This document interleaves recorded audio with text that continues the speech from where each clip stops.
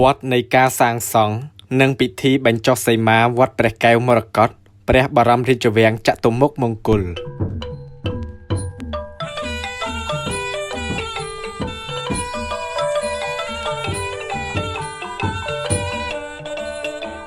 ក្នុងឆ្នាំរោងចត្វាស័កព្រះបាទសម្ដេចព្រះនរោត្តមទ្រង់ប្រឹក្សានឹងសេនាបតីមន្ត្រីទាំងពួងថា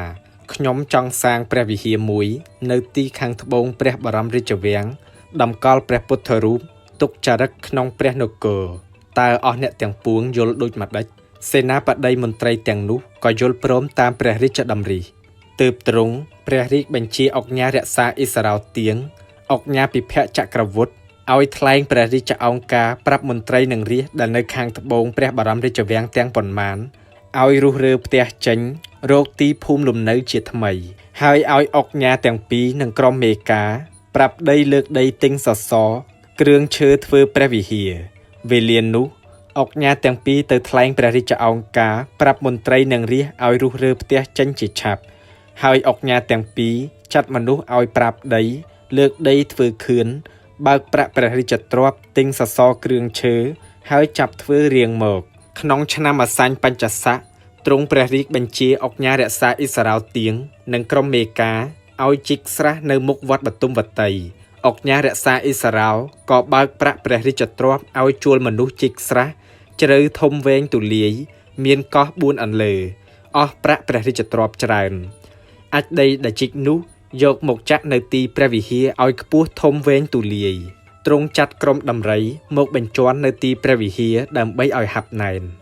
ចំណែកក្រុមមេការនិងជាងដែលធ្វើព្រះវិហារនោះប្រុងប្រៀបលើកដីធ្វើខឿននិងគ្រឿងប្រដាប់រួចស្រេចហើយយកសេចក្តីក្រាបបង្គំទូលសូមទ្រង់ជ្រាបក្រុមហោរានិងព្រះបរោហិតក៏ថ្វាយរឹកនៅថ្ងៃពុធ7កើតខែបុស្សឆ្នាំមមីឆស័កព្រះករុណាថ្លៃវិសេសព្រមទាំងព្រះរាជវង្សានុវង្សសេនាបតីមន្ត្រីធំតូចនៅបណ្ដារាស្ត្រខ្មែរបារាំងក្លិង្គចាមជ្វាបានដំណឹងខាងលើនេះមានចិត្តត្រេកអរស្មោះសរមកជួបជុំច្រើនក្រៃពេកទាំងព្រះសង្ឃថេរានុថេរៈក៏មកប្រជុំត្រេកអរណាស់ម៉ោង9ព្រឹកបានរឹកមុខក្រសួងតាំងហោវាយកងទូងភេរីជាឱឡារិកអធិកអធមមហិមាលើកសសរព្រះវិហារហើយទ្រង់ព្រះរាជបញ្ជាក្រុមមេការឲ្យធ្វើរៀងមកស្ដេចយាងចូលព្រះបរមរាជវាំងវិញថ្ងៃក្រោយព្រះបាទសម្ដេចព្រះនរោត្តមទ្រង់ព្រះប្រារព្ធនិងសម្ដេចព្រះមហាសង្ឃរាជទាងព្រះធម្មលិខិតយាមឲ្យសម្រេចការត្រួតត្រាមេការជាងសាងព្រះវិហារព្រះឧបោសថរតនារាមព្រះកែវមរកតឲ្យមានថែវជុំវិញសម្ដេចព្រះមហាសង្ឃរាជព្រះធម្មលិខិតនិមន្តមកត្រួតត្រារាល់ថ្ងៃអាទិត្យ4រោចខែចេសឆ្នាំកុរឯកស័កមានភិក្ខុមួយអង្គមកពីក្រុងទេពអញ្ជើញសំណាក់ព្រះពុទ្ធបាទផែនសំរិទ្ធមកថ្វាយហើយមានចុតម៉ាយប្រកេតក្លាវក្រុងទេពមហានគរឲ្យអញ្ជើញសំណាក់ព្រះពុទ្ធបាទបឋវីដែលមានស្នាមជាប់នៅផែនថ្មសំរិទ្ធមកដល់ក្រុងភ្នំពេញដើម្បីថ្វាយព្រះបាទសម្ដេចព្រះនរោត្តមព្រះបរមបពិតទ្រង់យកទៀនធូបផ្កាភ្ញីទៅបូជាហើយទៅតម្កល់ទុកនៅព្រះវិហារវត្តឧណាឡោមសិនទម្រាំទ្រង់ចាត់ការសាងព្រះឧបោសថព្រះកែវហើយឯសម្ដេចព្រះមហាសង្ឃរាជទាងនិងព្រះធម្មលិខិតយិមលោកនិមន្តមកត្រួតត្រាការធ្វើវិហារព្រះឧបោសថរាល់ថ្ងៃនោះលោកឥន្ទ្រិយេជាតិបារាំងសេះនាំសារពើគ្រឿងប្រដាប់សម្រាប់ធ្វើការមកថ្វាយហើយលើកដីថែមបំពេញប្រាប់បុកបង្ហាប់កម្ពស់7ហត្ថរៀបស្មើហើយរៀបថ្មកសាងជាជញ្ជាំងខ្ពស់ឡើងទ្រធ្នឹមត្រឹមស្មើគ្នាព្រះទ្វារ8បង្អួច16សុំព្រះទ្វារបង្អួចរចនាដូចមកុដតួព្រះវិហារខាងក្នុងទទឹង11ម៉ែត្រ40សង់ទីម៉ែត្របណ្ដោយ31ម៉ែត្រ60សង់ទីម៉ែត្រអមខាងធ្វើជាត្រឡែងកែងទទឹងបណ្ដោយមុខដាប់កំពូលស្រួចខ្ពស់ត្រដែតធ្វើជាមហាមកុដប្រាសាទដូចឋានត្រៃត្រឹងច្រើនថ្នាក់ភ្នក់សារពើសូត្រប្រក់ក្បឿងពណ៌ដាក់ចវាដងក្តារនាគហើយជាងក្បាច់រចនាដាំកញ្ចក់ទឹកមាសរាំងសីភ្លឺចិញ្ចាចចិញ្ចែងចាប់ផ្សែងរាំងសីព្រះទិនក ឋានក្រោមបូកលាបលនបាយអកំបោថ្មស៊ីម៉ង់រំលីងទៅជាថ្មសុទ្ធទ្រជើងជញ្ជាំងថ្មកែវក្បាច់ពេជ្រ ព្រះទ្វារជណ្ដើរកាច់ថ្មកែវក្រាលពេញពាសទីឋានថ្នាក់លើក្រោមខាងក្រៅទល់ដាច់នឹងព្រះកំផែងកែវដែកក្បាច់រំយោលផ្ការៀងត្រឹមគ្នាព្រះខ្លោងទ្វារដែកជារៀងឥន្ទនូក្បាច់រំយោលស្លឹកទេសវិសេសរំលេចភ្ញីសម្រាប់បើកចេញចូលឋានក្នុងជញ្ជាំងគំនូទេពនិមិត្តរឿងបឋមសម្ពោធិទសជាតិជុំវិញពីដានផាត់ជាពពកពពុះទឹកផ្ទៃមេឃឋានកណ្ដាលសាងជារតនបល្ល័ង្កពេជ្រផ្កាឈូកដុះឡើងស្រទាប់កេសរឃ្លីបសម្រាប់ទ្រអង្គព្រះកែវមរកតគង់មានព្រះមហាស្វេតិឆ័ត្របាំងពីលើទីក្នុងព្រះវិហារផែប្រាក់សុតកាត់ជា4ជ្រុងក្បាច់រំលេចភ្ញីក្រាលពេញទាំងអស់ហើយមានគោមកែវព្យួរគ្រប់ល្វែងសម្រាប់អុចអគិសនីឯទីវាលខាងឧត្តរលើកដីខ្ពស់បុកបង្ហាត់រៀបថ្មកសាងជាព្រះមណ្ឌពក្បាច់រចនាច្រើនថ្នាក់កំពូលស្រួចទៅលើដាំកញ្ចក់ទឹកមាសភ្លឺច្រាលរន្ទាលមានបង្អួចបើកបិទឋានក្រោមខាងក្នុងក្រាលឥតពណ៌ខាងក្រៅរចនាដោយថ្មនិងជណ្ដើរកាច់ដោយថ្មកែវសម្រាប់តម្កល់ព្រះគម្ពីរព្រះត្រៃបិដកទីវាលខាងតាក់សិនលើកដីខ្ពស់សម្រាប់រៀបថ្មកសាងជាភ្នំខណ្ឌមាលនីទីបបពាត់កៃឡាស់ញោចញោកឈូកឆកគុកកូហៀរហេមវារុក្ខាលតាប្រក់ចេកទេសនួនស្រីចំបៃចំប៉ាសពរុក្ខជាតិជណ្ដើរកាច់កិច្ចចូលសឹងថ្មកសាងជាព្រះមណ្ឌពសម្រាប់តម្កល់សំណាក់ព្រះបាទបឋវីដែលព្រះអង្គទ្រង់ជាន់ជាប់នៅផែនសំរិទ្ធទីវាលខាងនិរដីលើកដីបុកបង្ហាប់រៀបស្មើកសាងជាព្រះមន្ទីរសទ្ធំប្រក់ក្បឿងពណ៌ដាក់ចវាដងក្តារនាគហៅជាងក្បាច់ដាំកញ្ចក់បិទមាសសម្រាប់ព្រះភិក្ខុសង្ឃទេសនាចម្រើនព្រះសតិប្បករណាភិធម្មថ្វាយព្រះរាជកុសលទីវាលខាងបច្ចឹមកសាងជាហៅរគាំងទាំងគូទន្ទឹមគ្នាសម្រាប់ព្យួររគាំងទីវាលខាងបូរៀបថ្មធ្វើជាបោះបុកប្រក់កំបោរស៊ីម៉ង់រំលីងថ្មសុទ្ធសម្រាប់តម្កល់ព្រះរូបមហិន្ទសវណ្ណស្នងព្រះអង្គគង់អសពង្សកុំឲ្យត្រូវកម្ដៅព្រះអាទិត្យទីវាលខាងអាគ្នេយ៍លើកដីរៀបថ្មធ្វើជាកឹងរចនាខាងក្នុងសាងជាអង្គព្រះពុទ្ធបដិមាគង់លើរតនបល្ល័ង្កនិងតម្កល់សំណាក់ព្រះបាទបឋវីទាំង4ព្រះអង្គដែលជាន់ជាប់មានស្នាមនៅផែនថ្មឯកំផែងកែវក្រៅធំទូលាយកម្ពស់9ហត្ថមានព្រះខ្លោងទ្វារទាំង4ទិសកំពូលស្រួចរចនាជាប្រាសាទមុខព្រំទាំង4ជ្រុងប៉មទាំង4ធ្វើជាស៊ុមសាងកំពូលស្រួចប្រក់ក្បឿងស្រកាលេញទាំង4ទិសដូចគ្នាហើយធ្វើថែវជុំវិញធ្វើដោយសសរឈើជញ្ជាំងឥដ្ឋប្រក់ក្បឿងស្រកាលេញ181ល្វែងមានគូគំនូររាមកេរជុំជាតិជុំវិញខាងទិសបូព៌ាក្រៅព្រះកំផែងកែវមានព្រះកំផែងកែវមួយជាន់ទៀតមានធ្វើព្រះខ្លោងទ្វារផ្លូវចេញចូលទៅមុខលានក្នុងកំផែងកែវខាងមុខមានកសាងធ្វើជាសាលាកំរឿនអមផ្លូវខាងជើងមានសាលាកំរឿន2ទន្ទឹមគ្នាខាងត្បូងផ្លូវមានសាលាកំរឿន2ទន្ទឹមគ្នាប្រក់ក្បឿងស្រកាលេញដាក់ចវាដងក្តារនាគសម្រាប់ក្រុមព្រះរាជបណ្ឌិតប្រែព្រះបាលីព្រះត្រៃបិដកជាភាសាខេមរៈភាសាសំស្ក្រឹតព្រឹត្តព្រានព្រះភិក្ខុសង្ឃសាមណេរក្នុងទីព្រះកំផែងកែវវាលចន្លោះលើកដីបុកបង្ហាប់រៀបស្មើហើយក្រាលឥដ្ឋស៊ីម៉ង់ពេញពាសទាំងអស់ទីវាលចន្លោះក្នុងព្រះកំផែងកែវទទឹង130ម៉ែត្របណ្ដោយ160ម៉ែត្រ90សង់ទីម៉ែត្រលុះហើយស្រេចហើយសម្ដេចព្រះសង្ឃរាជសង្ឃនាយកទៀងព្រះធម្មលិខិតយឹមនាំពួកមេការជាងចូលថ្វាយព្រះពរថ្វាយការដែលរចនាធ្វើព្រះវិហារនិងការគ្រប់ចម្ពោះរួចស្រេចហើយព្រះបាទសម្ដេចព្រះនរោត្តមទ្រង់ព្រះអំណរពុនប្រមាណទ្រង់ព្រះបញ្ញត្តិឲ្យហៅនាមវត្តថា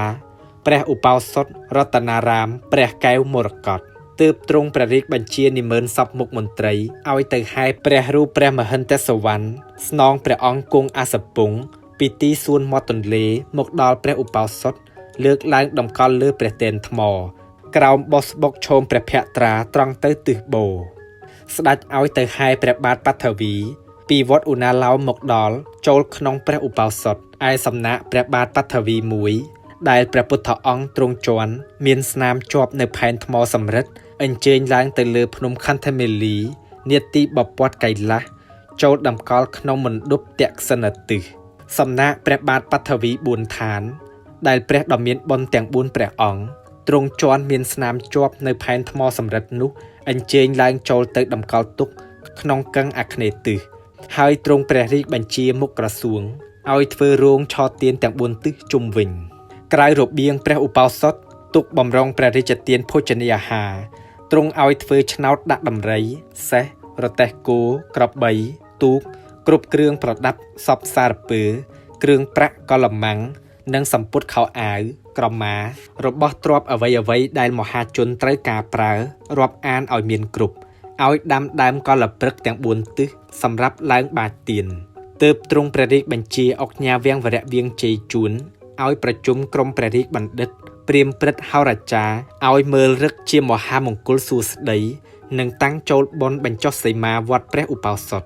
លុះប្រជុំព្រមមើលរឹកបានការស្រេចហើយនោះអុកញ៉ាវាំងវរៈវាងជ័យតែងសេចក្តីប្រកាសឃោសនាប្រាប់ទៅចៅហ្វាយស្រុកបាឡាត់យោក្បាត់សុភាគ្រប់ខេត្តក្នុងដែនក្រុងកម្ពុជាធិបតីនិងបណ្ដារាស្ត្រឲ្យដឹងគ្រប់គ្នាមានកំណត់ឆ្នាំខែថ្ងៃឲ្យចូលមកក្រុងភ្នំពេញជួយត្រេកអរបំពេញព្រះរាជកុសលអម្ចាស់ជីវិតលើត្បូងព្រះពុទ្ធសករាជ2446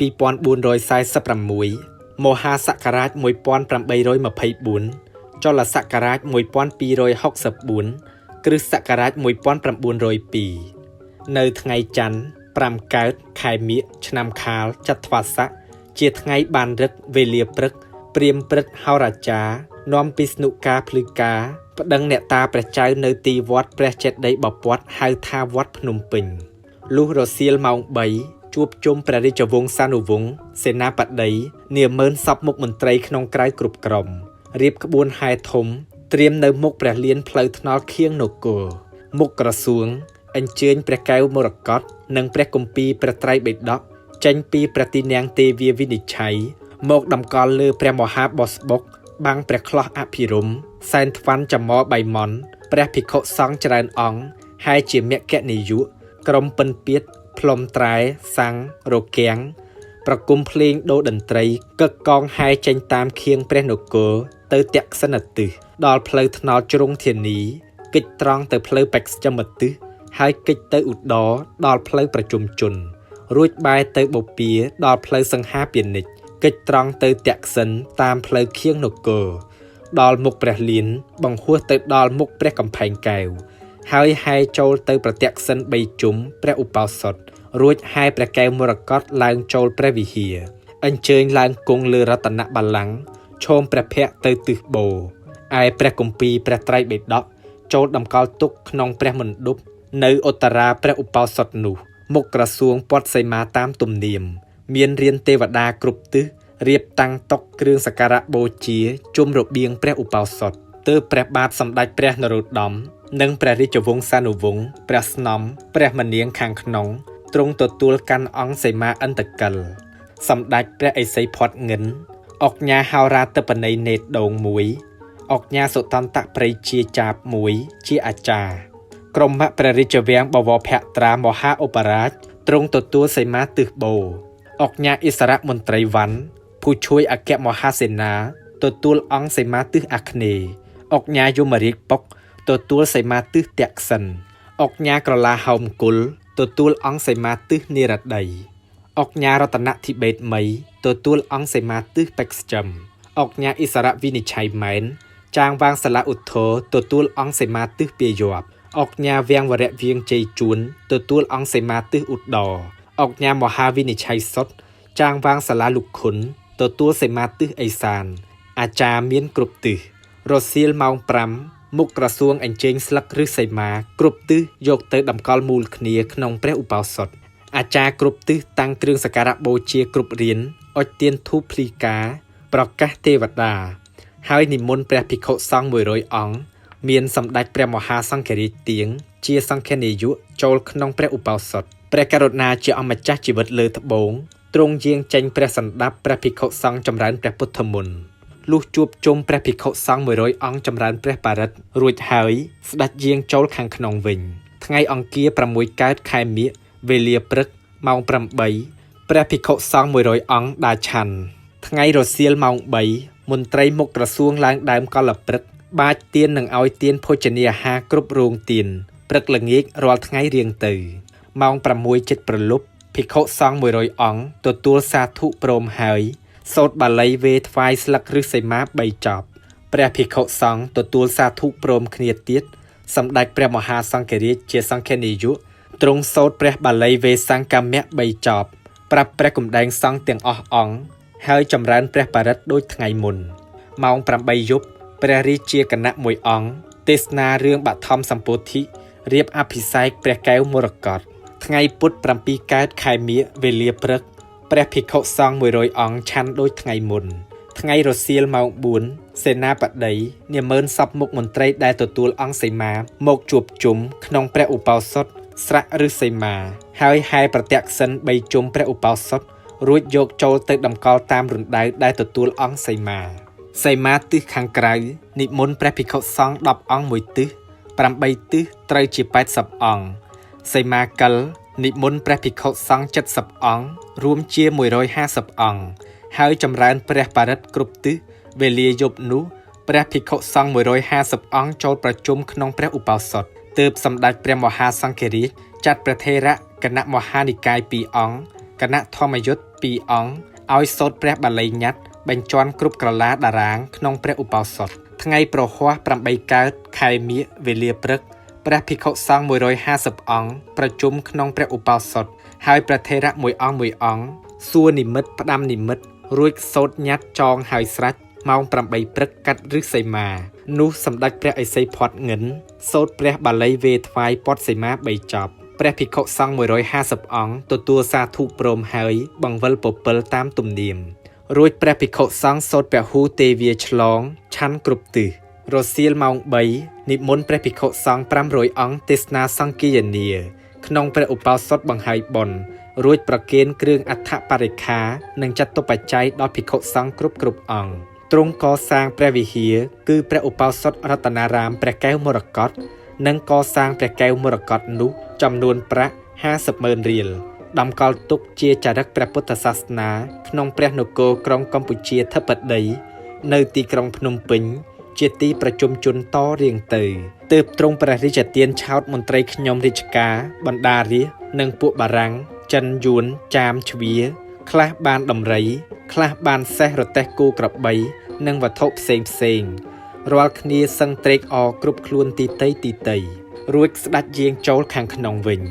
ក្រោយនោះសេនាបតីនាម៉ឺនសពមុខមន្ត្រីរៀបពិធីធ្វើបុណ្យចម្រើនព្រះជន្មតាមទំនៀមថ្ងៃសុក្រ 15 កើតខែអាសឡហៈឆ្នាំថោះបញ្ញស័កព្រះបាទសម្ដេចព្រះនរោត្តមទ្រង់ព្រះរាជបញ្ជាមុខក្រសួងឲ្យរៀបក្បួនហែព្រះអង្គម្ចាស់ច័ន្ទលេខាទៅបព្វជិជាសាមណេរនៅវត្តព្រះកែវមរកតសំណាក់នឹងព្រះមហាព្រហ្មនីយ៍អៀមវត្តបទុមវតី